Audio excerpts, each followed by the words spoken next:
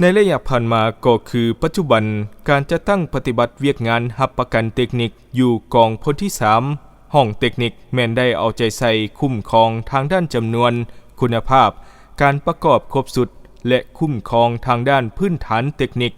คุ้มครองการบรบัตรพัดเสร็จวัตถุพาหนะเทคนิคเพื่อคุ้มครองปกปักรักษาและนำใช้ได้ยาวนานหลีกเว้นการเปเพเสียหายโดยบ่มีเหตุผลโดยเฉพาะแม่นการบรบัตรประจำแต่ละอาทิตย์ประจำเดือนประจำไตรมาสให้เป็นปกติสหายพันโทขุดนอละอังห้องหัวหน้าห้องเทคนิคกองพลที่3ให้ฮู้ว่าเวียกงานเทคนิคแม่นเวียกงานหนึ่งมีพระบทบาทหน้าที่เป็นเสนาธิการให้คณะพักคณะบัญชาในการจัดตั้งปฏิบัติเวียกงานรับประกันทางด้านพาหนะเทคนิคอุตสาหกรรมก่อสร้างและอื่นๆเป็นหน้าที่สำคัญในนี้คณะพักคณะบัญชาพวกเขาได้ถือเอาข้อกำหนดเทคนิค7ข้อเป็นหน้าที่การเมืองของตนคือเวียกงานเข้าในการประกอบอย่างมีความรับผิดชอบรับประกันเทคนิคคุ้มครองเทคนิคอบรมหัดแอบและก่อสร้างกำลังเทคนิคพัฒนาส่งเสริมหัวคิดประดิษฐ์สร้างค้นคว้าดัดแปลงนำใช้ยุทโธปกรณ์เทคนิคและรับประกันความปลอดภัยกำหนดสำห้องเทคนิคและอุตสาหกรรมเทคนิคเฉพาะเวียกงานเข้าในการประกอบอย่างมีความรับผิดชอบแม้นการประกอบกำลังเทคนิคสมทบแน่นกับทุกองค์การที่เกี่ยวข้องขัดจรเอากำลังที่มีความรู้ทางด้านเทคนิคประกอบใส่ตำแหน่งงานให้สอดคล้องกับโครงการจะตั้งในองค์การหรือกรมกองสู่สนสร้างองค์การเทคนิคให้นักแน่นทางด้านการเมืองแนวคิดเข้มแข็งทางด้านการจะตั้งและมีอาชีพทางด้านวิศวะเฉพาะและเข้าร่วมในการประกอบยุทโธปกรณ์เทคนิคให้ครบถ้วนรับประกันคุณภาพตามข้อกำหนดประกอบที่กรมใหญ่เสนาธิการวางออกวันนี้หน้าที่นี้โดยถือเอา7ข้อเทคนิคซึ่ง7ข้อเป็นหน้าที่การเมืองของตนฉะนั้นเวียกงานรับประกันเทคนิคนี้มันเป็นใจกลางให้แก่เวียกงานเทคนิคอยู่กรมกองหักฐานใดถ้าหากเฮ็ดเวียกงานนี้ได้ดีเฮ็ดให้พาหนะอาวุธยุทโธปกรณ์เทคนิคสามารถมีความพร้อมสนองให้กรมกองนำใช้เข้าในการ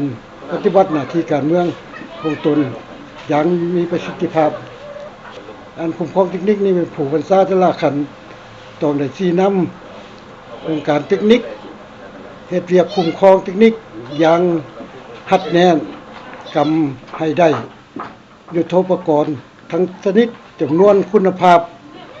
เครื่องครบชุดตามการประกอบและครบชุดตามหัวหน้ากลุ่มกองเวียกงานคุ้มครองเทคนิคผู้บัญชาแต่ละขั้นต้องชี้นำองค์การเทคนิคเฮ็ดเวียกงานคุ้มครองเทคนิคอย่างหัดแน่นกำให้ได้ยุทโธปกรณ์ทางด้านชนิดจำนวนคุณภาพเครื่องครบสุดตามการประกอบและครบสุดตามหัวหน่วยกรมกองอบรมหัดแอบและก่อสร้างกำลังเทคนิคเล็งใส่สร้างพนักงานสืบทอดเปลี่ยนแทนอบรมหัดแอบส่งเสริมกำลังเทคนิคให้กลายเป็นมืออาชีพของแขนงการพัฒนาส่งเสริมหัวคิดประดิษฐ์สร้างค้นคว้าดัดแปลงนำใช้ยุทโธปกรณ์เทคนิคและรับประกันความปลอดภัยขุดค้นให้เห็นพนักงานนักรบผู้ที่มีแววพรสวรรค์เพื่อส่งเสริมหัวคิดประดิษฐ์สร้างด้านเทคนิคในกรมกองของตนและดำเนินเวียกงานเทคนิคใดๆก็ตามรับประกันความปลอดภัยเป็นหลักกำหนดสำห้องเทคนิคกรมกองตั้งทัพเคลื่อนทัพอบรมหัดแอบอยู่บ่อนใดก็ต้องกำให้ได้ข้อมูลสถิติของกำลังสำห้องเทคนิคในขอบเขตของตนพัวพันเคลื่อนไหวเช่นบุคคลนิติบุคคลก็ให้ได้ทั้งที่ตั้งทั้งการติดต่อสื่อสารในเวลาจำเป็นและต้องการสามารถซอกหาได้เวียกงานอุตสาหกรรมเทคนิคโดยอิงตามท่าแห่งความสามารถบ่มซ่อนโดยเฉพาะแม่นการผลิตสิ้นส่วนอะไหล่และอุปกรณ์เทคนิคต่างๆเพื่อสมใช้ในกองทัพและบริการในสังคมสหายพันโทขุดนอละอังห้องหัวหน้าห้องเทคนิคกองพลที่3ให้ฮู้ตื่มว่าระยะผ่านมาพวกเขาก็ได้เอาใจใส่บำรุงบรบัตรซ่อมแปลงพัดเสร็จวัตถุพาหนะเทคนิคตามวันเทคนิค เพื่อรับประกันให้แก่การฝึกแอบหำเฮียนเกี่ยมพร้อมสู่รบและนำใช้ยาวนานพร้อมนั้นก็ได้ชี้นำแผนกการที่เกี่ยวข้องลงชี้นำกรมกองรากฐานทุกมื้อสุดท้ายของอาทิตย์ปฏิบัติให้ถูกต้องตามหลักการบุรวัตและเก็บเมียนตามระยะสั้นหรือระยะยาวปัจจุบันมีสร้างอาวุธยุทโธปกรณ์กะลารถเก็บเมียนมีการบำรุงรักษาหุ่มห่อมีหีบบรรจุครบสุดและแก๊สถูกตามหลักการเทคนิคซับซ้อนเป็นระเบียบได้มาตรฐานสำหรับเวียกงานคุ้มของอาวุธกระสุนได้กวดกาคืนอาวุธกระสุนทั้งหมดที่ได้ประกอบให้บรรดากรมกองและอยู่สังเพื่อกะเกียมรายงานให้คันถึงตามคำสั่งของกรมใหญ่เสนาธิการกองทัพและกรมใหญ่เทคนิคกองทัพ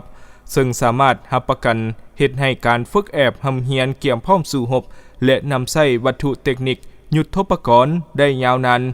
สิ่งสำคัญแม่นการเอาใจใส่คุ้มของบรวัตพัสเซตวัตถุพาหนะเทคนิคของคณะพักคณะบรรษาแต่ละขั้นบวกใส่ความเอาใจใส่ของพนักงานนักรบวิศเฉพาะเทคนิคแต่ละสหายจึงเฮ็ดให้เวียกงานการคุ้มของบรวัตพัสเซตวัตถุพาหนะเทคนิคอาวุธยุทโธปกรณ์ต่างๆทั่วกองพลให้มีประสิทธิผลสูงและอยู่ในภาวะเกี่ยมพร้อมสู่รบ